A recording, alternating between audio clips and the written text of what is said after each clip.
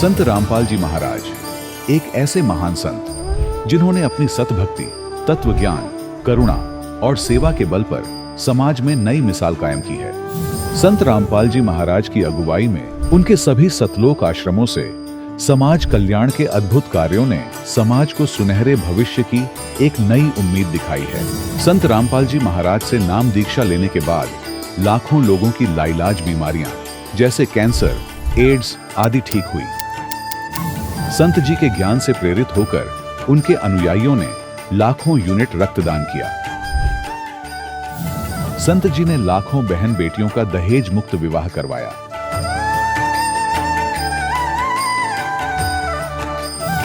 संत जी ने लाखों लोगों का नशा छुड़वाया, करोड़ों उजड़े परिवार बसे।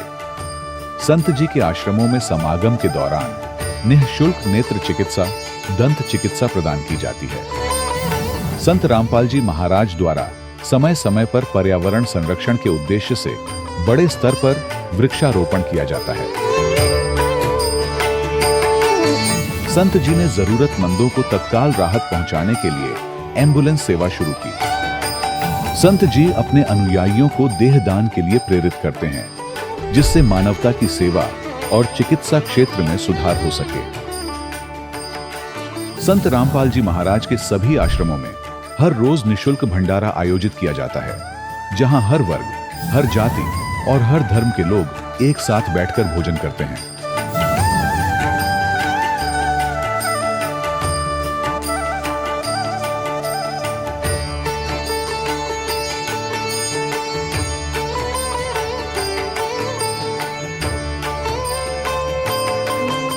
संत रामपाल जी महाराज की अन्नपूर्णा मुहिम ने गरीब और बेसहारा लोगों के जीवन में एक नई ऊर्जा और उम्मीद को जन्म दिया है। घर घर खाद्य सामग्री और जरूरी मदद पहुंचाकर संत रामपाल जी महाराज ने लोगों को दुख और मजबूरी से लड़ने की ताकत प्रदान की है।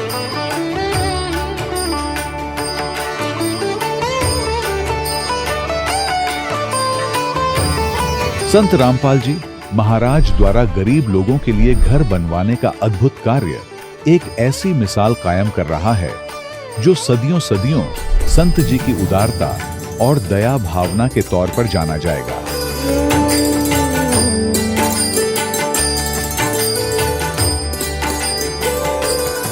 संत रामपाल जी महाराज के आश्रम में हजारों बुजुर्गों को सम्मान और प्यार के साथ जीवन जीने का अवसर मिलता है। उनके खाने, रहने और स्वास्थ्य की पूरी जिम्मेदारी संत रामपाल जी महाराज उठाते हैं। अनाथ बच्चों के लिए संत रामपाल जी महाराज के सभी आश्रम किसी वरदान से कम नहीं। यहाँ उन्हें शिक्षा, संस्कार और भविष्य के लिए बेहतर अवसर प्रदान किए जाते हैं। चाहे बाढ़ हो, भूकंप या महामारी, संत रामपाल जी महाराज और उनके अनुयायी हमेशा ही जरूरतमंदों के लिए सबसे आगे खड़े रहते हैं। कोविड महामारी के दौरान संत रामपाल जी महाराज के आश्रमों से करोड़ों लोगों के लिए भोजन, दवाइयां और जीवन रक्षक सामग्रियां उपलब्ध कराई गई। चाहे गरीब की मदद हो या किसी शोषित और पीड़ित वर्ग के हक और सम्मान की लड़ाई, संत रामपाल जी महाराज ने हमेशा ही उनकी दबी आवाज को सरकारों तक पहुंचाया है और उन्हें उचित न्याय दिलवाने में अहम भूमिका अदा की है। समाज में आध्यात्मिक और सामाजिक मूल्यों के प्रति जागरूकता लाने में संत रामपाल जी महाराज हर कदम पर मानवता के सच्चे सेवक साबित हुए हैं। संत रामपाल जी महाराज का जीवन हमें सिखाता है कि सच्ची सेवा वही है जो निस्वार्थ भाव से की जाए। आइए हम भी इस महान सेवा के कार्य में इस महान संत से जुड़ें और संत रामपाल जी महाराज से नाम दीक्षा लेकर अपने जीवन को धन्य बनाएं।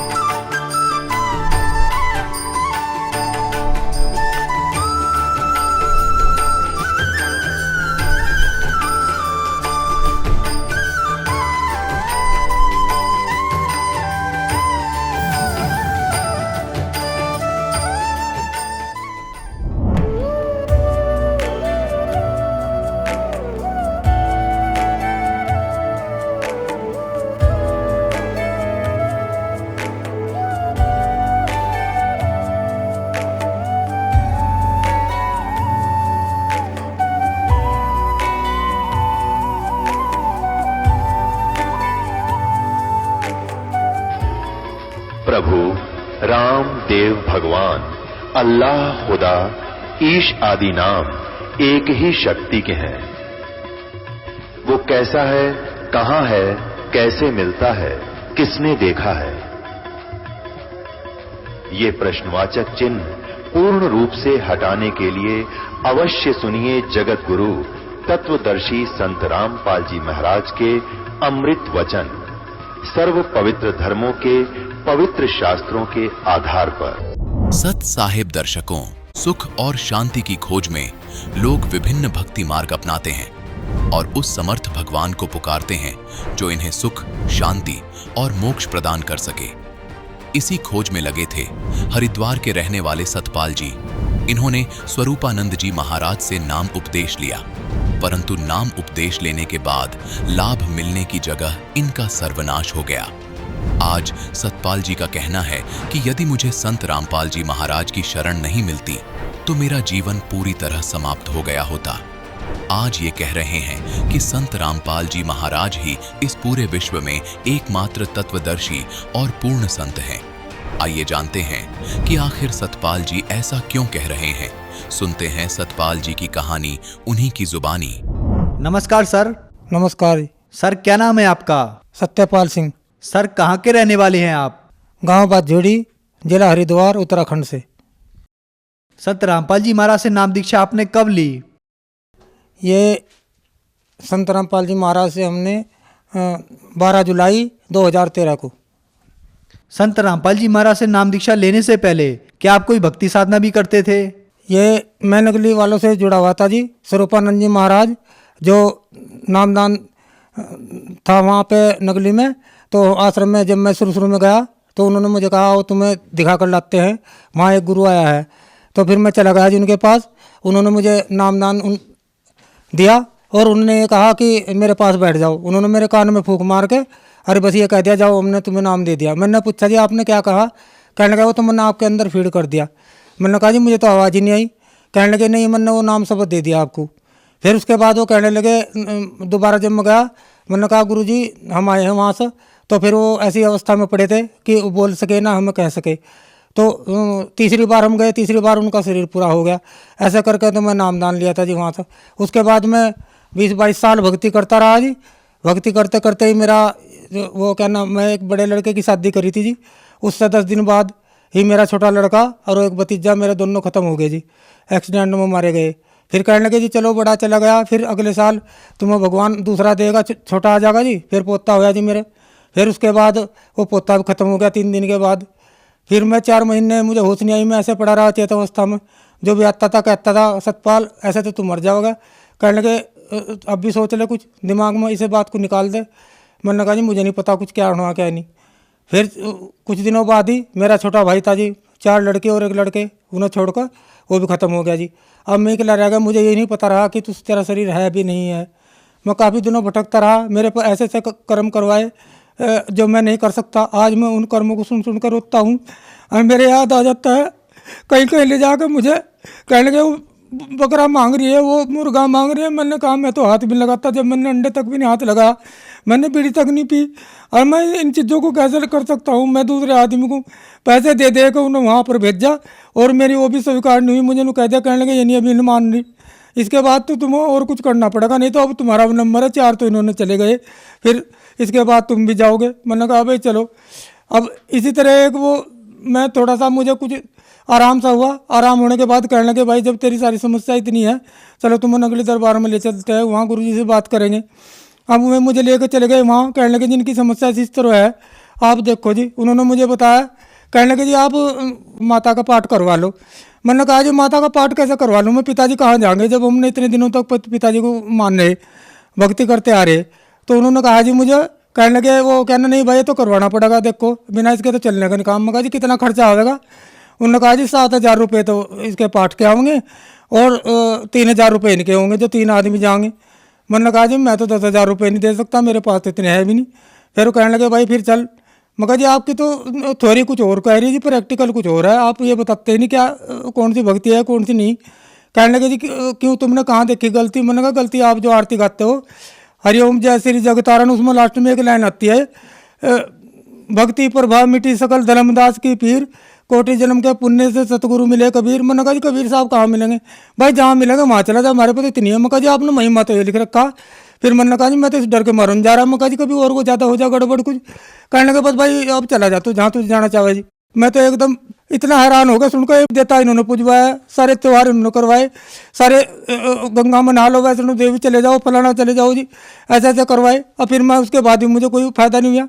सर आपने बताया कि आप स्वरूपानंद जी से जुड़े हुए थे तथा उनकी भक्ति लेने के बाद आपको कोई लाभ नहीं हुआ, बल्कि आपके पूरे परिवार का सर्वनाश हो गया। आपकी आंखों के सामने आपकी बेटे की मौत हो गई, आपके माताजी, पिताजी, भतीजा और पोते की सबकी मौत हो गई। तो फिर संत रामपाल जी महाराज के बारे में जानकारी आपको कहाँ से मिली? चैनल पे सत्संग चल रहा था जी। मैं भी एक पड़ोस के घर में बैठा हुआ था, मुझे तो उस बारे में पता भी नहीं था। वो अचानक इसने लगाया होगा, कहने लगे जी जिनके यहाँ वो सत्संग चल रहा था वो मथुरा वाले जो तुलसीदास जी हैं उनसे जुड़े हुए थे। तो कहने लगे हमारे गुरु जी तो यहाँ है नहीं, फिर वो क्या नाम देख लें, कोई गुरु जी है सफ़ेद कपड़ों में है। मैंने कहा भी चलो देखेंगे। मैं बैठ गया जी उनका, मैंने पूरा सत्संग सुना और मेरी समझ में आ गया। अगले दिन मैं फिर जाकर बैठ गया। फिर मुझे पता चला जी उसको कहने लगे जी ये ज्ञान सबसे बढ़िया बता रहे हैं जी, इन शास्त्रों को वेद को खोल के सब गीता पुराण सबको का वो बताते हैं।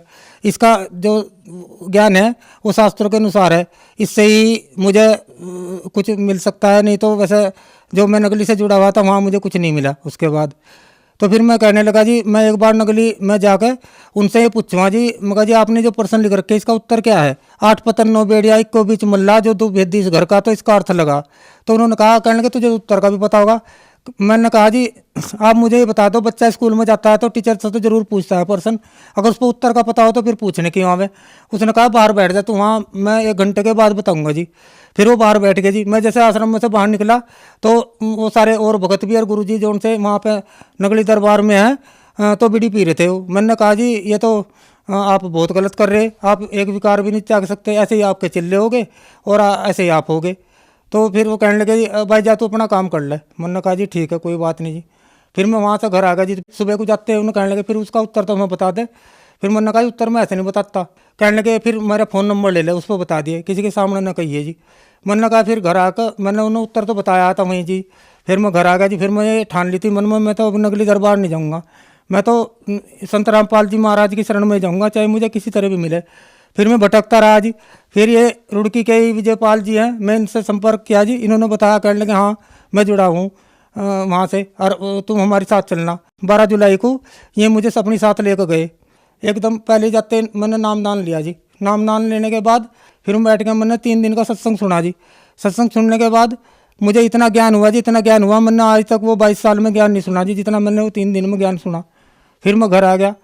सर आपने बताया कि फिर आप संत रामपाल जी महाराज से नाम दीक्षा लेकर आए, तो नाम दीक्षा लेने के बाद क्या आपको कोई लाभ भी प्राप्त हुए? क्योंकि पहले आप जब नकली गुरु से जुड़े हुए थे तो आपका पूरा सर्वनाश हो चुका था। उसके बाद सर मुझे लाभ तो देखो लाभ ही लाभ मिले मुझे तो बाद में। उसके मैं ऐसा हुआ खेत में जाकर मैं एक गड्ढे में गिर गया 8-9 फुट के गहरे में, तो मेरे कहीं मतलब चोट तक नहीं आई इसमें। वो मैं गाड़ी पे उठकर लड़का मुझे उठाने गया, फिर मैं गाड़ी पे बैठ कर आ गया जी। वो कहने लगे भाई चलो तुम्हारा एक्सरे करवाते हैं, तो उसमें हड्डी टूटी नहीं आई जी। मैं जबकि काफ़ी वजन था उसमें, साइकिल भी मेरे ऊपर गिरी। तो फिर वो मैं डॉक्टर के पास उसमें एक्सरा करवा कर उसने कहा कोई बात नहीं है इसमें भाई, लग तो रहा मुझे बाल सा। फिर उसने बहका कर लड़के को और अपना मेरा वो कर दिया, प्लास्टर चढ़ा दिया। मैं घर बैठा रहा। मैंने कहा जी कुछ भी नहीं होने का अब तो मेरे पर। मैं घर बैठा रहा तो मैं लड़के को कहा एक को, कहने लगे जी वो अब क्या कर सको तुम? मैंने कहा भाई कुछ तो भी घर बैठे हुआ कुछ ना कुछ तो हुआ। उसने एक छोटी सी दुकान में सामान ला कर रख दिया जी। मैंने वो सामान रखा जी, मैं वहाँ बैठा बैठा रहा जी। आज वो दुकान छोटी सी दुकान है जी, मुझे इतना फल दे रही है, इतने फल दे रही है, मेरे सब काम सिद्ध हो जाते हैं। और जब मेरा ये सब परिवार नष्ट हो गया था जी, मैं रोते रोते खेतों में भी घर में भी रोता रहता था जी। तो ये लोग कहते थे अब क्या करोगे तुम? मेरी आंखें भी खराब होने लगी जी। फिर मैंने कहा भाई मैं तो आंखें टेस्ट करवाऊंगा। उन्होंने क्या कहने लगे मुझे नगली वाले, कहने लगे अब तो तू संत रामपाल महाराज की शरण में चलेगा, अब क्या जरूरत है तुझे दवाई की? देखो जी अब मेरी उम्र 60-61 साल होगी जी, मैं संत रामपाल जी महाराज की शरण में ही कह रहा है सच्चे मन से। अब मैंने कोई दवाई भी इस्तेमाल नहीं करी, मेरी आंखें अब तक सही है, चाहे मेरे पर जहाँ तक का पढ़वा लो। मैंने एक पैसे की भी दवाई नहीं ली और सब कहते थे इस बात को, कहने लगे भाई अब तो तू, तेरी तो शक्ल भी बहुत बदल गई, पहले तो तू बहुत वो था, अब तो अच्छा शरीर में भी ठीक हो रहा। ये सब मालिक की कृपा है संत रामपाल जी महाराज की। और इसके सिवा मैं ज़्यादा न कहते हुए बस इतना ही कहना चाहूँ जी, देखो आप छोड़ इसे सब कुछ धंधे को छोड़कर एक की शरण में चले जाओ, एक से आपको सब कुछ मिलेगा, नहीं तो आप दर दर ऐसे भटकोगे जैसे मैं भटका। मेरे जैसे दुखी तो पता नहीं कितने होंगे जी, कितने फिरेंगे जी। अब उन्हें भी थोड़ा सा सोच लेना चाहिए, कहने लगे भाई देखो ये जो साधना कर रहे हो, इनकी साधना से इन्हें कितने सुख मिले हैं। अब भगतमती भी 4 महीने के बाद कहने लगी जी हमारी, मैं भी संत रामपाल जी महाराज की शरण में जाऊंगी। तो 4 महीने बाद हमारी जो भगतमती है उसने भी नाम ले लिया जी संत रामपाल जी से। अब आज वो भी अपनी ठीक भक्ति कर रही है जी, और वो भी सुखी है और हम भी सुखी हैं। हमें तो पूरे परिवार में मन चैन है जी, किसी चीज़ की चिंता नहीं है। मालिक ने ऐसी अपनी शरण में ले जा करके सब कुछ सुख दे दिए हैं जी। संत रामपाल जी महाराज से नाम दीक्षा लेने के बाद आपको सुख मिला, आपकी पत्नी ने भी नाम दीक्षा ली और उन्हें भी आज सुख मिला, तो जो समाज आज आपको देख रहा है, आप उन्हें क्या संदेश देना चाहोगे? समाज को तो मैं हाथ जोड़कर प्रार्थना करता हूँ, जो ये कहते हैं कि आप एक गुरु को छोड़कर दूसरा गुरु बना लिया। दत्तात्रेय ने 24 गुरु बनाए थे, जब उसको भी शांति मिली तो 25वां जो कबीर साहब को गुरु बनाया तो तब जाकर उसे शांति मिली। अब मैं भी इसलिए कहता हूँ कि देखो गुरु तो गुरु इतना लग, हम डॉक्टर के पास जाते हैं और हमारी दवाई हमारा इलाज सही ना करे और दवाई सही ना देवे, तो डॉक्टर तो वही जो एक बार दवाई देगा उनको कहता कहने की दोबारा आने की जरूरत नहीं है। तो फिर अब ये बार बार आप अपने मन में अपने आप ही सोच लो कि आपको किससे फ़ायदा हो सकता है, किससे नहीं हो सकता फ़ायदा। जब आप ये नहीं जानते, ये तो आपके पूरे जन्म की बैटरी चार्ज है जो आप सुख ले रहे हो, नहीं तो इसके बाद आपकी ऐसे ही डिस्चार्ज हो जाएगी जैसे मेरी होगी, और फिर सारी सुविधा खत्म होगी बिल्कुल उसके बाद। तो मैं बार बार हाथ जोड़कर आपसे यही प्रार्थना करना चाहता हूँ कि संत रामपाल जी महाराज की शरण में आ जाओ और अपने जो विकार है ये अंदर जो उनसे इन सब से छुटकारा पा लो और मोक्ष प्राप्त करो। संत रामपाल जी महाराज की शरण में आने के लिए क्या करना होगा? संत रामपाल जी महाराज की शरण में आने के लिए आप ये जो कई चैनल पर प्रोग्राम आता है इनका, शाम को चैनल पर भी आता है, तो आप देखना खोलकर पूरा सत्संग सुनना, और सत्संग सुनने के बाद ही आपको विश्वास हो जाएगा कि ये कौन सा ज्ञान बता रहे हैं। और ज्ञान सुनने के बाद आपको नीचे अगर उनसे जुड़ना हो तो नीचे पट्टी आती है जो उस पर नंबर आते हैं, आप उन पर SMS कर पुस्तक भी निःशुल्क मंगा सकते हो, जीने की राह और ज्ञान गंगा भी। पता ना चले तो किसी गांव में ही जो संत रामपाल जी से जुड़े हैं उनसे संपर्क करके, और जहाँ पर सेंटर है वहाँ से आप नामदान ले सकते हैं। ये तो जगह जगह नाम स्थल खुले हुए हैं सब जिलों में, और सभी भक्तों को नाम वहीं पर दिया जा रहा है अब। धन्यवाद सर। सत साई। दर्शकों, अभी आपने सुने संत रामपाल जी महाराज से दीक्षा प्राप्त करके सुखी हुए भक्त के अनुभव। अब देखिए जगत गुरु तत्वदर्शी संत रामपाल जी महाराज के मंगल प्रवचन। हमारे परमपिता कबीर भगवान ने आकर के इस सुती आत्मा को जगाया है जो काल की भांग पीकर नशे में अपना जीवन नाश कर रही थी। उसके लिए परमात्मा ने स्वयं आकर हमें ज्ञान दिया है कि जो आज आप इस परिवार के पोषण में और संपत्ति के संग्रह करने में अपना पूरा मनुष्य जीवन नाश कर जाते हो, मनुष्य जीवन का केवल इतना ही काम नहीं था। ये क्रियाएं जो आप करते हो पशु पक्षी भी यही करते हैं। फिर मानव शरीर के मिलने का उद्देश्य क्या था, आवश्यकता क्या थी, ये परमात्मा स्वयं आकर ज्ञान कराते, और उस ज्ञान को आगे कुछ अज्ञान बना करके काल के दूत, काल के संत प्रेरणा तो करते रहते हैं, लेकिन उनके पास समाधान नहीं होता। जिसके पास समाधान नहीं है वो ज्ञान भी व्यर्थ है। जैसे किसी को कोई रोग है, किसी ने बता भी दिया कि आपको अमोक रोग है, औषधि है नहीं, और है तो वो डुप्लीकेट है, तो वो ज्ञान भी वो समाधान भी वो दोनों व्यर्थ हैं, यूजलेस हैं। ठीक इसी प्रकार तत्व ज्ञान के अभाव से जो भक्ति भी करते थे, मनुष्य जीवन का उद्देश्य भी जो शब्द बता दिया करते थे, आत्म कल्याण ही मनुष्य जीवन का उद्देश्य है, लेकिन उनके पास समाधान नहीं था। तो परमात्मा ने आकर के समाधान भी बताया है और ये तत्व ज्ञान भी बताया है। क्या बताया है परमात्मा ने कि मात पिता मिल जाएंगे इस 184 माँ जहां भी आपका जन्म होगा, कुत्ते की योनि में जाओगे वहां भी माता पिता मिल जाएंगे, गधे की योनि में जाओगे वहां भी आपको माता पिता मिल जाएंगे, पक्षी बनोगे वहां भी माता पिता मिल जाएंगे, मनुष्य जन्म होगा वहां भी माता पिता मिल जाएंगे। लेकिन मनुष्य शरीर के अतिरिक्त हमें परमात्मा नहीं मिल सकते, सतगुरु नहीं मिल सकते। इसलिए परमात्मा बताते हैं कि माता पिता मिल जाएंगे, 184 माँ और सतगुरु सेवा और या बंदगी भाई फिर मिलन की ना। मानुष जन्म पाया कर जो नहीं रट हरि नाम, जैसे कुआ जल बिना फिर बनवाया क्या काम। जिस कूप में, जिस कुएं के अंदर जल नहीं है, ऊपर से उसकी कितनी अच्छी चित्रकारी है और कितना चाहे पक्का स्ट्रक्चर है, यूजलेस है वो, उसका कोई लाभ नहीं, उसमें जल नहीं है। तो इसी प्रकार जो मनुष्य जीवन प्राप्त प्राणी कितना ही उच्च पोस्ट प्राप्त है, कितना ही उसका सुंदर शरीर है, यदि उसमें सत्य भक्ति नहीं है तो ऐसा है जैसे जल रहित कूप होता है।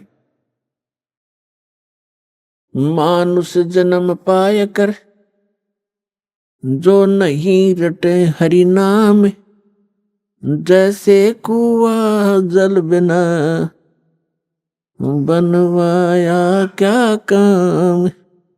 मानुष जन्म दुर्लभ है ये मिले न बारंबार, जैसे तरवर से पत्ता टूट गिरे वो बोर न लगता डर। इसके लिए परमात्मा हमें याद दिलाते हैं आपके पास मानव शरीर भी है और आपको सतगुरु भी मिल गए।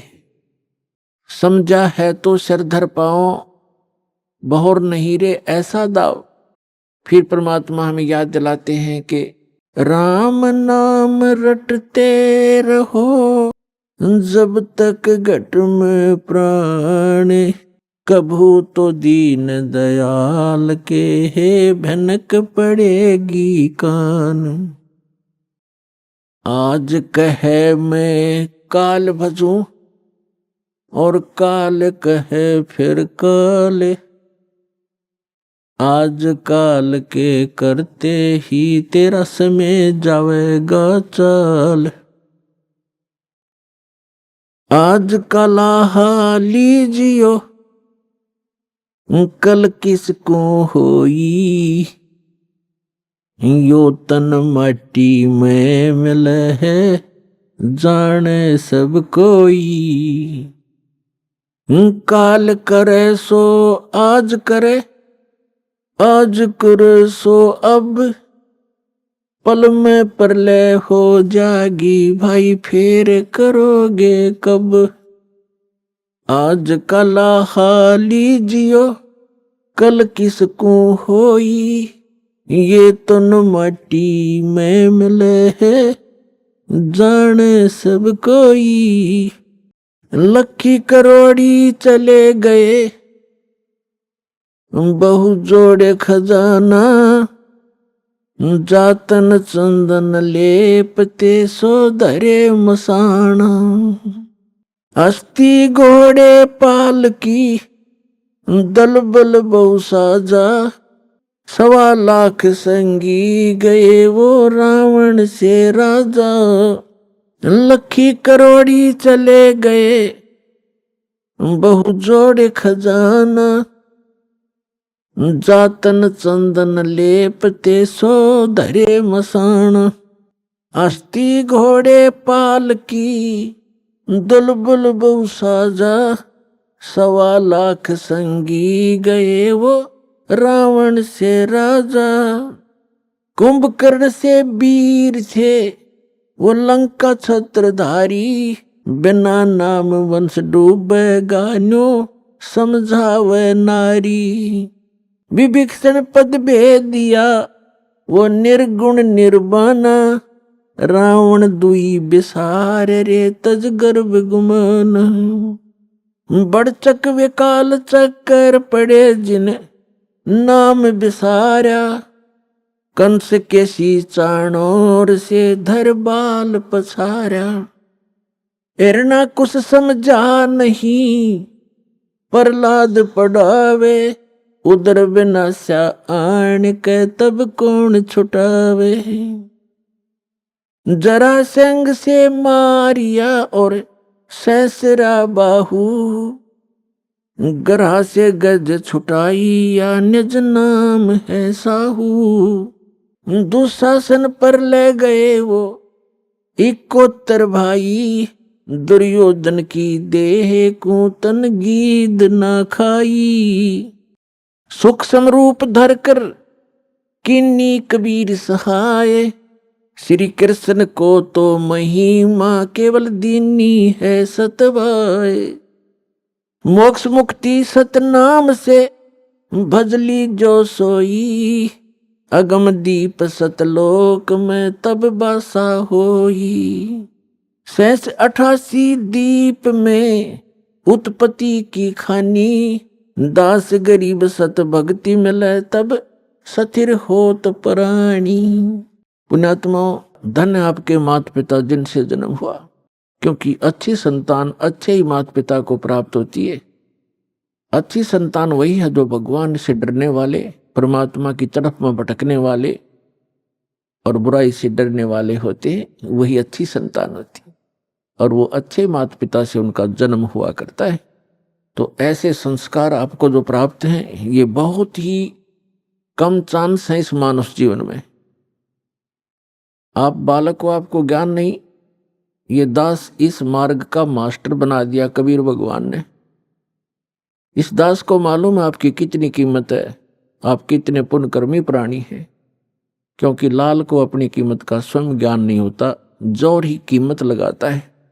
अब क्या बताते हैं परमात्मा कि आज का लाहा लीजियो कल किसको होई, और ये तन माटी में मिले जाने सब कोई। सबको मालूम है मरेंगे, पर एक सबसे बड़ी भूल हमारा ये लगी है कि अभी नहीं मरेंगे। कब मरेंगे? अप्रोक्सीमेट है, अप्रोक्सीमेशन है कि जैसे कोई 20-30 वर्ष का बच्चा है, बेटा है या बेटी है, वो तो स्वाभाविक ही निश्चिंत है कि अभी तो 100 वर्ष के आसपास मरते हैं। 80-70 वर्ष तो बहुत हो जाते हैं। और जो 50-40 के हो गए वो भी अभी सोच रहे हैं अभी नहीं मरेंगे क्योंकि उम्र बहुत है। और जो 70 और 80 के बीच में पहुंच गए वो भी अब ये सोच रहे हैं अभी नहीं मरेंगे। और जो 90 के आसपास हैं वो भी यही सोच कर जी रहे हैं अभी हो सकता है और 10-5 वर्ष और हों। लेकिन हम उसमें भूल जाते हैं 10 वर्ष के बालक, 2 वर्ष के बच्चे गर्भ के अंदर भी, 1 वर्ष का, 6 महीने के, 20 वर्ष के, 30 वर्ष के, कोई किसी कारण से 50 और 40 वर्ष के, ये सब मृत्यु को प्राप्त हो रहे हैं। तो इसलिए परमात्मा याद दिलाते हैं कि आज का लाहा लीजियो कल किसको होई। जो अपना धन इकट्ठा कर लोगे, भक्ति कर लोगे, दान धर्म कर लोगे, वो आपका होगा। बाकी ये रेस्टोरेंट है, आपने सब कुछ बना बनू कर यहीं छोड़ जाना, आप साथ नहीं ले जा सकते। तो क्या ले जाना है हमने? जैसे हम विदेश गए हैं, स्वदेश आना है, तो हम विदेश की करेंसी यहाँ ले भी आएंगे तो वो काम नहीं करेगी, उसको हमने चेंज कराना पड़ेगा। उस करेंसी को हमने अपने स्वदेश वाली करेंसी में चेंज कराना पड़ेगा, तब वो हमारा काम आओगी ना। तो कागज है, एक नए पैसे का भी नहीं है। इसलिए हम यहाँ विदेश में रह रहे हैं। ये काल का लोक, ये विदेश है, पृथ्वी उसका एक शहर समझो, 21 ब्रह्मांड है उसका पूरा राज्य साम्राज्य है। हम सतलोक से यहाँ आ गए हैं, वापस जाने की अब तैयारी कर रहे हैं, तो हम यहाँ की कोई वस्तु नहीं ले जा सकते। इसके लिए हमने करेंसी चेंज करानी पड़ेगी। वो करेंसी कैसे चेंज होएगी? जैसे आप दान करोगे, वो दान फिर पैसा जो है वो दान में बदल जाएगा, और दान से फिर धर्म बनेगा, और धर्म बनकर आपकी किस्मत में लिखा जाएगा। उतना ही अकाउंट आपको उस अपने स्वदेश में मिलेगा। ये आपकी करेंसी चेंज करानी है। तो इसको जितना आप करा पाओगे वो आपका और जो करेंसी चेंज नहीं करा पाए वो इस काल की यहीं छोड़ के आनी पड़ेगी आपको। इसके लिए क्या बताते हैं कि अस्थि घोड़े पाल की दलबल बहु साजा, लखी करोड़ी चले गए बहु जोड़ खजाना, और जातन चंदन लेपते सो धरे मसाना। राजा लोग, सेठ लोग, साहूकार होते थे। जितना व्यक्ति धनी हो जाएगा उतना ही वो कृतघ्नी बन जाता है। ये माया का गुण है। राजा लोग क्या करते थे, सारे शरीर पर, जैसे आजकल तो एसी चल पड़े, कूलर कालर हो गए, राजा लोग क्या करते थे, चंदन को घिसवाते थे और गर्मियों के दिन में सारे शरीर पर चंदन लगा लिया करते थे और शीतलता प्राप्त करते थे उससे। चंदन जो है बहुत शीतल होता, ठंडा तासीर होती है। इसी प्रकार सेठ और साहूकार, तो परमात्मा कहते हैं जातन चंदन लेपते, जिसके शरीर पर चंदन लेपन होता था और भक्ति करी नहीं, बकवाद करके जीवन नाश कर गए, पिछले जन्म के पुण्य कर्मों को पूर्व जन्म की बैटरी से राजा बन गए। जब तक पूर्व जन्म के पुण्य चलते हैं ये राजा राज्य भोगता है, धनी अपना धन का सुख लेता है।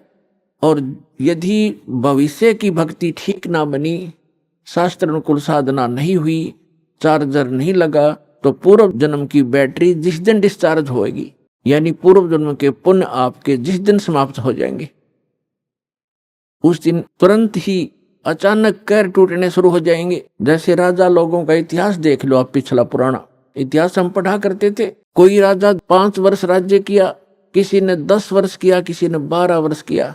और जो कर्म बिगड़ते हैं इंसान के, कोई ना कोई काल प्रेरणा से दूसरा राजा आके उस पर आक्रमण कर देता है, उसकी नींद हराम हो जाती है, मारा जाता है, लुट जाता है, बच जाता, जंगलों में धक्के खाता है, तो वह बैटरी उसकी समाप्त होगी और मृत्यु के उपरांत राजा गधे की योनि में जाता है। तो यहां परमात्मा कहते हैं जैसे अगम निगम को खोज ले, बुद्धि विवेक विचार, उदय अस्त का राज मिले, तो बिन नाम बेगार। कितना सटीक उदाहरण दिया है परमात्मा ने कि जरा सा बुद्धि से काम ले मानो, अगम निगम को खोज ले, अपने भविष्य को विचार कर, और बुद्धि विवेक विचार, उदय अस्त का राज मिले, तो बिन नाम बेगार। यदि पृथ्वी पति बन जावे, उदय यानी जहां से सूर्य उदय होता है और अस्त होता है, अर्थात पूरी पृथ्वी पर जिसका शासन हो, उसको उदय अस्त का राजा कहते हैं। उदय अस्त का राज्य मिले तो बिन नाम बेगार। अब बेगार तो अब शायद किसी बच्चों को ना याद हो, डिफाइन करना पड़ेगा उसको। पहले सन 66-67 में 68 के अंदर हरियाणा में प्रांत अलग हो गया था, इसमें इतना विकास नहीं था, सड़कें बन गई। फिर ये 3 व्हीलर चला करते थे पेट्रोल के, ये बड़े बड़े 3 पहियों वाले 3 व्हीलर के बड़े वाले, और वो गांव से शहर में जाया करते थे। हमारे गांव से 2 3 व्हीलर चला करते थे। एक दिन नहीं आया तो दूसरे ने पूछा कि कल क्या बात होगी, कुशल तो है, आए नहीं। तो उसने कहा कि कल मैं बेगार में फंस गया था। बेगार क्या होती थी, पहले पुलिस वालों के पास ये अपने सरकारी व्हीकल नहीं होते थे, जीप वगैरह, ये ऐसे ही किसी की जीप पकड़ लेते, एक दिन किसी का 3 व्हीलर पकड़ लेते, कोई 4 व्हीलर जबरदस्ती ले लेते, और उसको सारा दिन अपना जो भी उनके काम होते 10-5 गांवों में, कितना रेड मारनी होती, कितना शराब पकड़नी होती, कोई चोर पकड़ना होता या कोई वैसे क्रिमिनल आदमी पकड़ने होते, तो उनको ले जाते थे। वो पेट्रोल भी अपने पल्ले से डाला करता व्हीकल वाला, और सारा दिन उसका पहिया नहीं टेकने देते। आम व्यक्ति को तो ऐसे लगे जैसे बड़ी स्पीड से जा रहा है, कोई अच्छी कमाई कर रहा होगा वो 3 व्हीलर वाला, और वो फंस रहा था बेगार में। तो वो बता रहा था कि कल मैं 200 रुपये अपने घर से लगा कर आया हूँ, यानी उस समय के 200 रुपये आज के 20,000 भी मेरे ख्याल में कम होंगे। कहता 200 रुपये का पेट्रोल अपने पल्ले से लगाया, सुबह ले गए मुझे पकड़कर 6 बजे, रात के 11-12 बजे छोड़ा मुझे। 200 रुपये का तेल लग गया और पल्ले से रोटी खानी थी। वो तो कल मैं बिगाड़ में फंस गया। अब क्या था कि सारा दिन वो चलता तो खूब दिखाई दिया, पहिया टेका नहीं, बहुत स्पीड, इधर चल उधर चल, और इनकम एक नए पैसे की नहीं थी, खर्चा सारा का सारा था। इसको कहते हैं बिगाड़। तो जो राजा लोग या सेठ या अन्य कोई भी व्यक्ति समझो, अब जब राजा को ही लिया जाता है, बाकी अन्य नागरिक तो अपने आप अपने औकात से परिचित हो जाते हैं।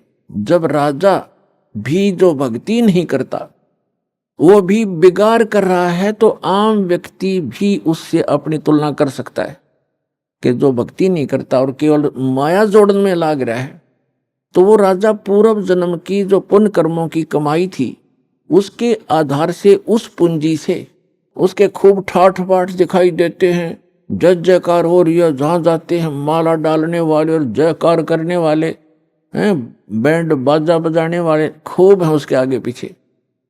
और वो भोली आत्मा अपने पूर्व जन्म की वो बैटरी को, अपने पूर्व जन्म की कमाई को समाप्त कर रहा है, आगे चार्जर है नहीं, यानी भविष्य की भक्ति वो कर नहीं रहा, तो वो राजा बेगार कर रहा है, बेगार अपनी पूंजी को नाश कर रहा है और पल की चैन नहीं।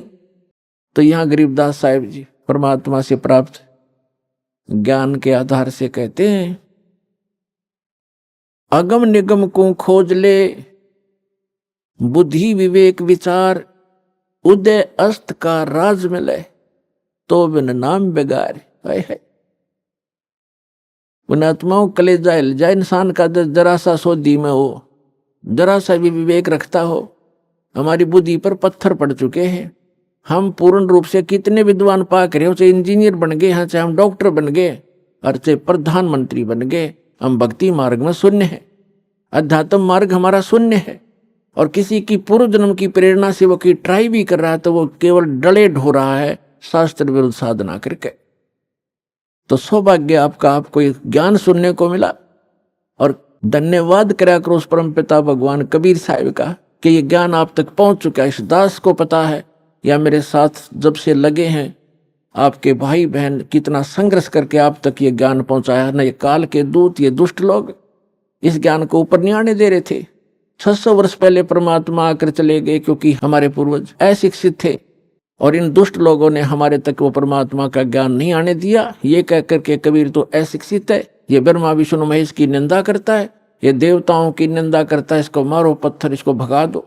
और जब से इस दास पर दया हुई परमात्मा की, दास की नींद खुली और ये तत्व ज्ञान हुआ, उसी दिन से बेचैनी बन गई। जिसको समझाऊं उल्टा पड़े। कबीर साहब कहते हैं, साच कहूं जग मारन आवे, और झूठ कही ना जाइयो, और सच न पूरा पावते, झूठों जगपति आइयो। तो पुण्यात्माओं, सन 1994 में परम पूज्य मेरे गुरुदेव जी ने नाम देने का आदेश दिया था। उस दिन से आज तक ये दास जानता है कि कितने संघर्ष करके आप तक परमात्मा का यो ज्ञान पहुंचा पाया हूं। इन दुष्ट लोगों ने इतने बाधाएं की, जेल तक भेज दिया, झूठे केस बनाकर, झूठी अफवाहें फैलाकर, रामपाल गुंडा है, भुंडा है, इन्होंने बताया 1 नंबर का आदमी है और सारे विश्व के कल्याण के लिए प्रयत्नशील है।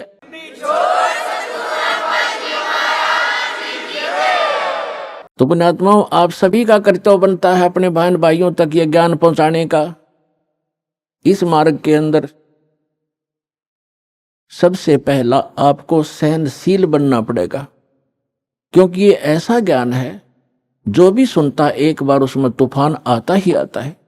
जैसे आप अपने छोटे भाई बहन को या बच्चे को कोई मेडिसिन खिलाते हो और उसकी जीभ पर रखते वो थूक भी देता है और रोता भी है, और कई बार तो अपने माता पिता के कपड़े भी पकड़ लेता है, मेरा मुंह खराब हो गया, कोई बात नहीं, वो अपना ही तो है, जो ऐसा कुछ कर रहा है विरोध वो अपना ही था, उसी के लिए आप प्रयत्न कर रहे हो उनकी जीवन रक्षा के लिए। तो उसको फिर धीरे धीरे वो टैबलेट, इंजेक्शन वो लाने पड़ेंगे, उसको खिलाना ही पड़ेगा, तो तब जा करके वो स्वस्थ होगा। तो इसलिए प्रत्येक का कर्तव्य बनता है परमात्मा के इस मार्ग में सहयोग देने का। हम भक्त हैं, भक्त का लड़ाई करना फर्क नहीं होता। परमात्मा खुद आए थे और उनके साथ कितनी बदतमीजियां की थी। उस परमेश्वर कबीर जी ने किसी को बद्दुआ भी नहीं दी, ऐसे बदसलूक किए थे। अब कभी बताया करेंगे, क्योंकि पहले तो आपको ये ज्ञान समझाते हैं, वेद पुराण गीता से आपको परिचित कराते हैं, ताकि फिर आपकी बुद्धि ये स्वीकार कर ले कि कबीर इज गॉड। जिस दिन आपको यह समझ में आ जाएगा कबीर इज गॉड, वो धानक रूप रहा करतार, काशी वाला धानक, ये समर्थ शक्ति है तो है ही, लेकिन हमारी समझ में जिस दिन आ जाएगा, फिर उसके बाद परमात्मा की केवल वो महिमा सुनाया करेंगे। परमात्मा की अमर वाणी से आपकी आत्मा विभोर हो जाया करेगी, आंखों से आंसू पड़ा करेंगे। इतना कुछ तंग किया मालिक को, उनकी कथा कभी सुनते हैं पढ़ते हैं तो आंखों से आंसू नहीं रुकते, कलेजा फटने को हो जाता है। और सबसे बड़ी बात ये देखिए, परमात्मा ने किसी को बद्दुआ तक नहीं दी, नहीं तो वो समर्थ हैं, 1 सेकंड में पृथ्वी को नाश कर दें, दूसरी सेकंड में एज इट इज धर दें।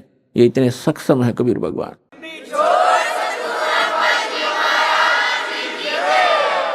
लेकिन उन्होंने उनको बद्दुआ नहीं दी, क्योंकि उनको मालूम था कि ये मेरे ही बच्चे हैं। इन्होंने भांग पी रखी है काल भगवान की, और इन दुष्ट लोगों ने मेरे बच्चों को मेरा विरोधी बना दिया है, काल के दूतों ने। और वो काल के दूत कौन है? वो गुरु पद पे, वो भी तो परमात्मा के बच्चे हैं। तो पुण्यात्मा, जब आपकी बुद्धि, आपका विचार सतर इतना ऊपर उठ जाएगा, तब हम आगे बढ़ पाएंगे। ना तो रोज की किसी गेल मरले लड़के ये तो तैयार बैठे हैं। तो हमने अपने मिशन को सफल भी करना है, अपने आप को बचा के भी रखना है, और परमात्मा के ज्ञान को उसके बच्चों तक पहुंचाना है। कहते हैं आत्म प्राण उद्धार ही ऐसा धर्म नहीं, और जीव का उद्धार करा दे इससे बड़ा कोई पुण्य नहीं है। देखो, पुण्य तो वो भी है जैसे पक्षियों को दाने डाल दिए, कोई गौशाला धर्मशाला बनवा दी, कोई कुआं खुदवा दिया है, कोई बाग बगीचे लगा दिए, कोई भंडारे कर दिए, वो तो अच्छी बात है, कर दिए। और जैसे आज तो आपने पक्षियों को दाने डाल दिए, और वो पक्षी अगले जन्म में बन गया सूअर, फिर क्या डालेंगे? आज तो हमने उस पशु के लिए गौशाला बनवा दी, गऊ है, और अगले जन्म में वो सूअर बन गई, सूअरी बन गई, फिर क्या क्या सेवा करेंगे इसकी? तो उसका एक तरीका बताया कि जो मानव शरीरधारी प्राणी है, इस परमात्मा की शरण माने से, कबीर भगवान की शरण माने से या सद्भक्ति करने से उस आत्मा का फिर उद्धार हो जाएगा। वो ना गधा बने, ना पशु बने, ना सूअर बने, और फिर सतलोक चली जाएगी। अब कितना झंझट मिट गया। अब कहते हैं सतगुरु के उपदेश का लाया एक विचार, जय सतगुरु मिलते नहीं जाते नरक द्वारे। नरक द्वार में दूत सब करते खेचा ताण, उनसे कभू ना छूटता फिर फिरता चारों खान। चार खानी में भ्रमता कभू न लगता पार, सो फेरा सब मिट गया हमारे सतगुरु के उपकार। क्या बताना चाहते हैं कि एक मानव शरीरधारी प्राणी को और परमात्मा की शरण में ला देने से, ये सतभक्ति प्राप्त करवा देने से उस लाने वाले को इतना पुण्य होगा जैसे करोड़ गौओं को कसाई से कटने से बचा कर और चरागाह में छोड़ देने का होता है। इतना पुण्य उस मार्गदर्शक को होगा जो सतलोक आश्रम का राह बता देगा और यहाँ का ज्ञान सुना देगा, उस जीव को यहाँ नाम दिला देगा।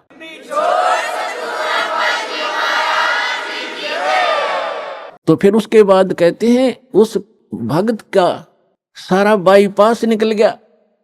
सतगुरु मिल गए, सतगुरु के उपदेश का लाया एक विचार, और जय सतगुरु मिलते नहीं हम जाते नरक द्वार।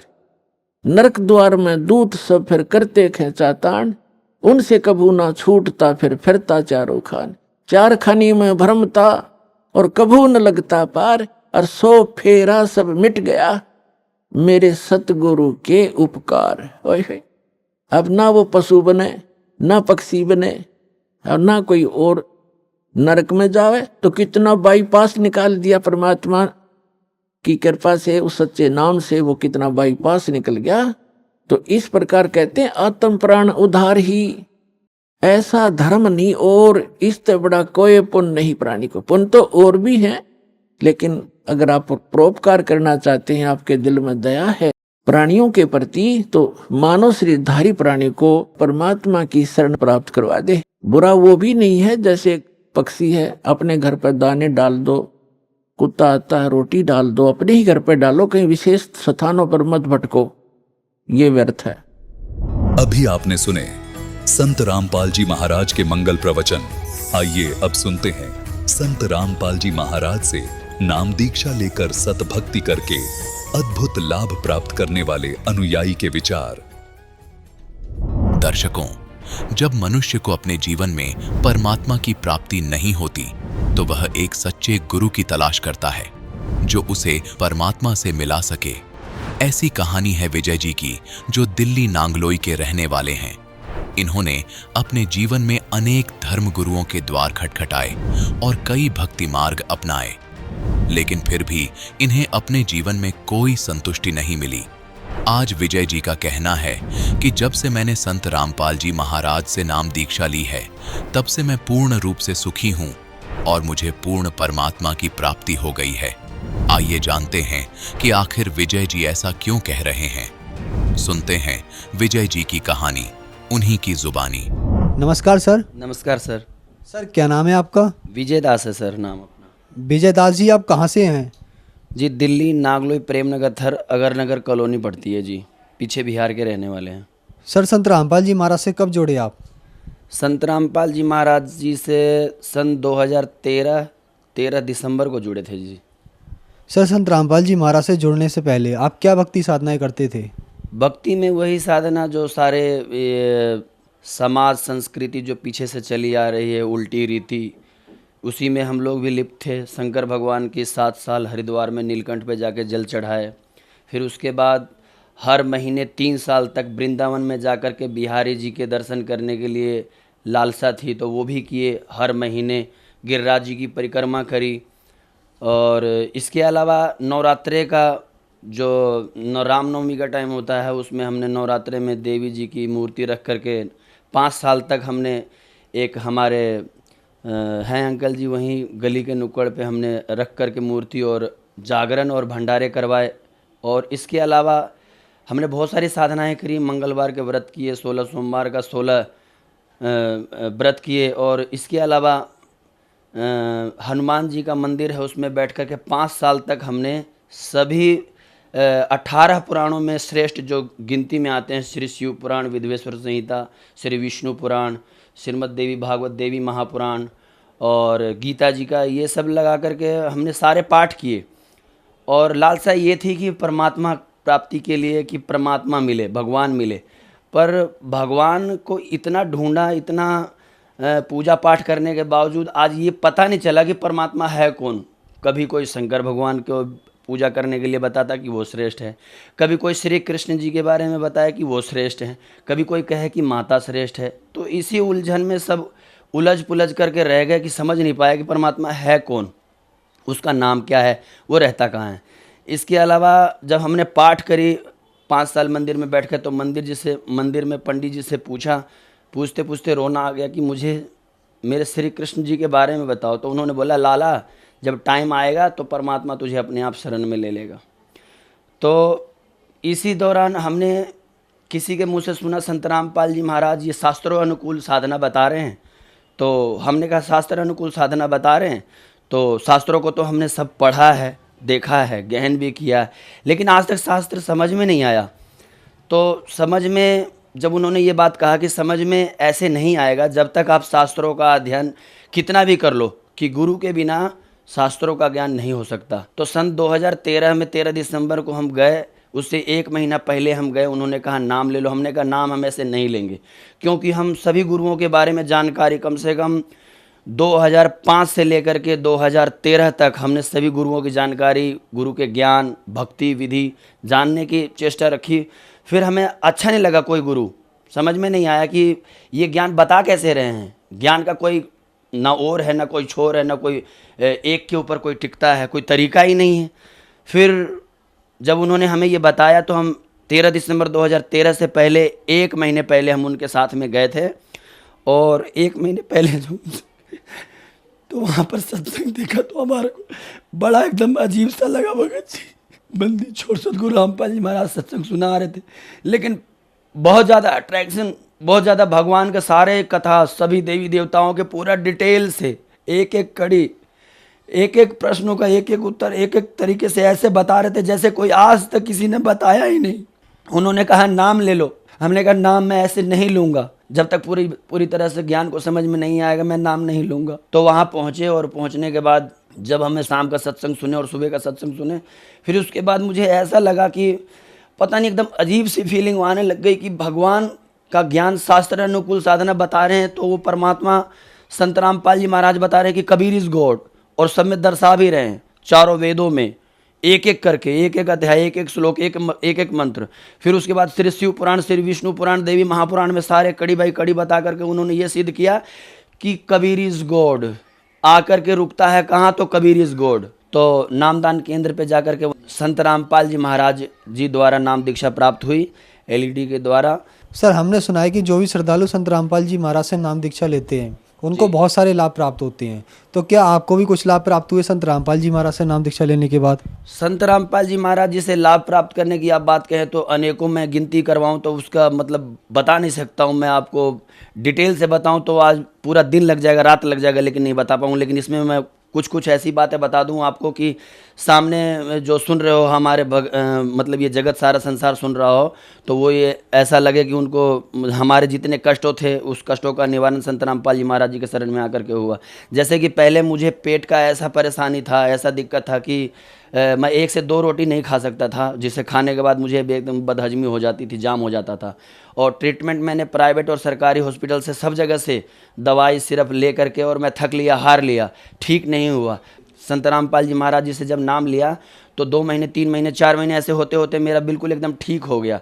उसके बाद मेरे पिताजी की बात थी कि मैं पिताजी को बोला कि नाम ले लो, मेरे को ऐसे ऐसे परेशानी थी, वो सब ठीक हो गई। मेरे पिताजी को टीबी हो गया था और करीब 10 साल से वो घर में ही बैठे हुए थे। उनका मतलब दिमाग और शरीर काम नहीं करता था, बहुत दुबले पतले हो गए थे। तो जाकर उन्होंने नाम लिया, और नाम आज लेने के बाद संत रामपाल जी महाराज जी से मेरे पिताजी बिल्कुल स्वस्थ हैं और बिल्कुल फुर्ती में हैं, और आज वो काम भी कर रहे हैं जो 10-12 साल से बैठे हुए थे।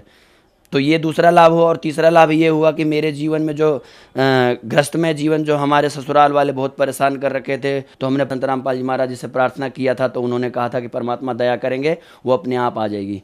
तो वो भी हमारा ग्रस्तमय जीवन भी बहुत ज़्यादा टूटा हुआ था, घर वो जुड़ गया। और फिर हमारे घर में एक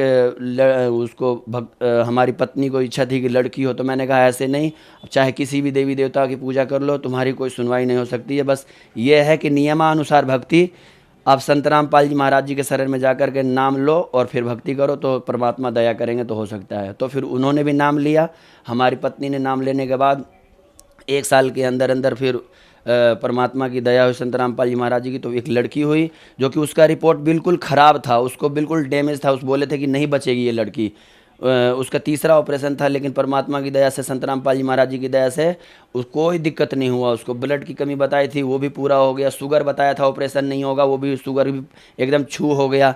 फिर उसके बाद फेफड़ा बोला था कि उस बच्चे का नहीं बना है, 6-6.5 महीने की, 7 महीने की पूरी नहीं हुई थी, तो बोला कि ये फेफड़ा नहीं हुआ है पूरी तरह से विकसित, ये बच्ची नहीं बचेगी। उसने मुझसे लिखवा लिया था हॉस्पिटल वालों ने कि तुम्हारा बच्चा नहीं बचेगा। मैंने कहा मेरे परमात्मा दया करेंगे। फिर परमात्मा की दया ऐसी हुई कि हॉस्पिटल में उसी दिन संत रामपाल जी महाराज सफ़ेद कपड़े में, भक्तमती को मेरे विश्वास नहीं था, लेकिन उसको जब ये लगा तो मैंने कहा गुरु जी का नाम लियो, गुरु जी का ध्यान करियो। संत रामपाल जी महाराज जी का जब उन्होंने नाम अपने लिया होगा अंदर अंदर, तो सर पे हाथ रख करके और संत रामपाल जी महाराज खड़े हो गए और उसकी डिलीवरी हुई। तो बच्चे को कुछ भी नहीं, बिल्कुल स्वस्थ हुई। और 2 ऑपरेशन उन्होंने पहले किया था, जिसमें वो दोनों स्त्री का डेथ हो गया था ऑपरेशन थिएटर में, और मेरी पत्नी का इतना रिपोर्ट सारा ख़राब होने के बावजूद भी उसको कुछ भी नहीं हुआ, और वो बिल्कुल ठीक ठाक लड़की हुई। वो 12 से 15 दिन वो ICU रूम होता है, उसमें बच्ची को रखा उन्होंने। फिर उसके बाद हमारे को छुट्टी दे दी, और बिल्कुल वो ठीक है। वो लड़की इतनी अच्छी है कि अभी उसको सब देख के अट्रैक्ट होते हैं। फिर दूसरी मई के महीने में गुरुजी उसको देखने के लिए दिन में आ गए, तो फिर उसको दूसरी बार ऐसा विश्वास हुआ कि संत रामपाल जी महाराज भगवान हैं, और फिर वो अपने मतलब कि अपने आप को विश्वास कर और गुरुजी को मानने लगी। वो गुरुजी को विश्वास नहीं करती थी, और गुरु जी के शरण में, संत रामपाल जी महाराज जी के शरण में आने के बाद हमारा ग्रस्त में जीवन टूटा हुआ था वो ठीक हो गया सर जी। और फिर उसके बाद जी को भी डॉक्टरी रिपोर्ट में वो बोल दिया था कि नहीं बचेगी। गुरुजी से नाम दिलवाने के बाद उसको एडमिट करवाया था, तब जा कर के डॉक्टर ने बोला था नाक में भी और मुंह में भी वेंटिलेटर पाइप डलेगा, जो सांस नहीं है उस सांस में उसको पूर्ति करेगा। पर डॉक्टरों का जवाब भी गुरुजी की दया ऐसी हुई संत रामपाल जी महाराज जी कि मैं अपने माँ को सबसे ज़्यादा मानता था। मेरे भगवान संत रामपाल जी महाराज ने मेरी माँ का भी जीवन दान दिया। भगवान ने हमारे ऊपर ऐसी दया करी कि मैं बहुत सुखी हूँ, कोई नशा नहीं करता हूँ, सारी बुराइयों को परमात्मा की दया से संत रामपाल जी महाराज जी के त्याग चुका हूँ और मैं बिल्कुल खुश हूँ और सुखी हूँ। और मेरा एक ये लेफ्ट पैर और ये लेफ्ट हाथ में हाथ कांपने लग जाते थे, कभी कभी ऐसे होता था सर जी कि मेरा हाथ कांपने लग जाता था। ये मैं बताना भूल गया था, ये मेरे लेफ्ट हैंड और ये पैर के नीचे ये ऐसे जलन होता था जैसे कि आग जलती हो और मतलब जैसे कीड़े काटते हो वैसे एकदम जलन होता था लेफ्ट पैर के अंदर में, ये जांघों के पास में। तो परमात्मा की दया से तो उसी टाइम में ठीक हो गया था। सर आप ये बताइए, पहले आप सभी देवी देवताओं के पास गए, आपने कुछ गुरु भी बनाए, वहाँ से आपको कोई लाभ नहीं हुआ, फिर आप संत रामपाल जी महाराज की शरण में आए और वही लाभ आपको हो गए। तो सर संत रामपाल जी महाराज ऐसी क्या भक्ति साधना या दवाई देते हैं जिससे आप लोग सभी जगह घूम लेते हैं, आप नहीं ठीक हो पाते, लेकिन संत रामपाल जी महाराज की शरण में आने के बाद आप ठीक हो जाते हैं, क्या कारण है? कारण ये है सर जी कि कोई भी गुरु और कोई भी देवी देवताओं की पूजा जो नियमानुसार नहीं करते हैं और शास्त्र अनुकूल साधना जो लोग नहीं करते हैं, कारण यही है कि किसी भी विधि से आप पूजा पाठ कर लो, हमने इतने मतलब करे लेकिन उसका हमें कोई लाभ नहीं हुआ। पर लाभ वो जब हुआ जब हमें संत रामपाल जी महाराज जी से दया हुई, कृपा हुई, नामदान मिला, तब उसके बाद में वो गुरु बनाने की जो प्रक्रिया है, गुरु बिन गाहु न पाया ज्ञाना, जो थोथा बुझ छड़े मूड किसाना, गुरु बिन वेद पढ़े जो प्राणी, समझे न सार रहे अज्ञानी। तो गुरु के बिना हमारा कल्याण नहीं हो सकता। प्रथम रामकृष्ण से कौन बड़ा, तीनों ने गुरु कीन और तीन लोक के वेधनी, गुरु आगे अधीन। तो राम जी और कृष्ण जी ने और कबीर परमात्मा भी आकर के गुरु बनाया, और गुरु के बिना हमारा आत्म कल्याण और हमारा इस जीवन का जो भी दुख है उसे दूर होना मतलब ये संभव नहीं है। गुरु और भी हैं लेकिन वो शास्त्र अनुकूल साधना नहीं बताते। किसी भी गुरु के बारे में हमने 2005 से लेकर के 2013 तक हमने सभी गुरु के बारे में जानकारी करी। पेश उर्दू चैनल पे डॉक्टर जाकिर नायक का भी हमने प्रोग्राम देखा, और सुधांशु जी महाराज जी के अलावा आशुतोष जी के महाराज, आसाराम जी, निरंकारी, राधा स्वामी, डेरा सच्चा सौदा वाले गुरमीत राम रहीमी, इन सब के बारे में जाना। लेकिन एक ठोस एक मतलब कि वो जिस भगवान को हमें चाहिए, जो भगवान एक है, वो एक के बारे में कोई भी नहीं बताया आज तक किसी ने, और ना ही कोई सिद्ध करके दिखा पाया शास्त्रों में कि एक परमात्मा वो है कबीर परमात्मा, और कबीर इज गॉड। और उनकी भक्ति विधि ये है, वो विधि किसी के पास है ही नहीं। वो भक्ति विधि जो है वो संत रामपाल जी महाराज जी के अलावा और कोई बता ही नहीं सकता, क्योंकि संत रामपाल जी महाराज ने जो शास्त्र अनुकूल साधना बताई नियमानुसार, वो सिद्ध करके बताए, उससे हमें लाभ हुआ। सर संत रामपाल जी महाराज से नाम दीक्षा लेने के बाद आपको बहुत सारे लाभ प्राप्त हुए, तो जो श्रद्धालु आज आपको देख रहे हैं वो भी किसी ना किसी तरीके से परेशान है, उनके लिए आप क्या कहना चाहेंगे? उनके लिए यही प्रार्थना है, उनसे विनती है दास का कि वो अपने टीवी चैनल के माध्यम से उस पे पीले पट्टी पे नंबर आता है, उस नंबर पे फ़ोन करके नज़दीकी नामदान केंद्र पे जाए और इस ज्ञान को पहले समझे। शास्त्रों का ज्ञान जो संत रामपाल जी महाराज बता रहे हैं, और वो विधिवत एक एक कड़ी, एक एक सिलेबस को दिखा कर एक एक पॉइंटों पे बात कर रहे हैं। तो हम ये कहना चाहते हैं कि आप सब शिक्षित हैं, समाज जितने भी हैं पढ़े लिखे भगवान ने बनाए हैं, आप संत रामपाल जी महाराज जी का ज्ञान पहले समझें और चेक करें एक एक पॉइंटों पे, और उसके बाद आप यहाँ संत रामपाल जी महाराज जी के पास आए और नाम दीक्षा प्राप्त करें और अपना कल्याण करवाएं। दुख भूत प्रेत बाधा विघ्न जितने भी प्रकार के दुख होते हैं इस धरती पे तीनों लोकों में, वो संत रामपाल जी महाराज जी के शरण में आकर के अपना वो दूर कर सकते हैं, दुखों का नाश करवा सकते हैं और कल्याण करवा सकते हैं। धन्यवाद सर। सत साहेब।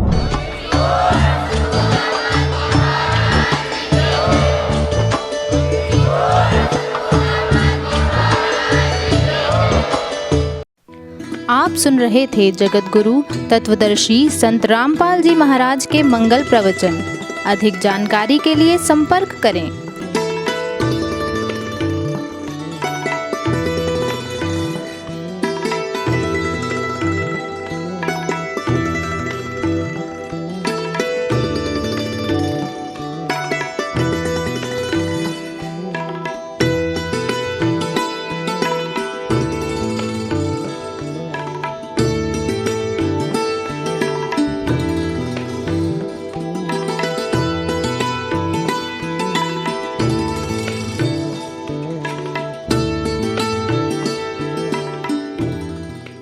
जगत गुरु तत्वदर्शी संत रामपाल जी महाराज जी के पावन सानिध्य में भक्ति की अलख जगाने तथा श्रद्धालुओं को सत्य भक्ति मार्ग का रास्ता दिखाने हेतु कनाडा के लोकप्रिय channel the TV NRI channel पर जगत गुरु तत्वदर्शी संत रामपाल जी महाराज जी के मंगल प्रवचनों का प्रसारण प्रतिदिन सुबह 7:30 बजे से 8:30 बजे तक तथा रात्रि 7:30 बजे से 8:30 बजे तक किया जा रहा है। इस सत्य भक्ति मार्ग को अपनाने के लिए अधिक से अधिक सत्संग प्रसारण देखें। इस सत्संग प्रवचन का सीधा प्रसारण संत रामपाल जी महाराज लाइव सत्संग YouTube चैनल और जगत गुरु संत रामपाल जी महाराज Facebook पेज पर भी देख सकते हैं।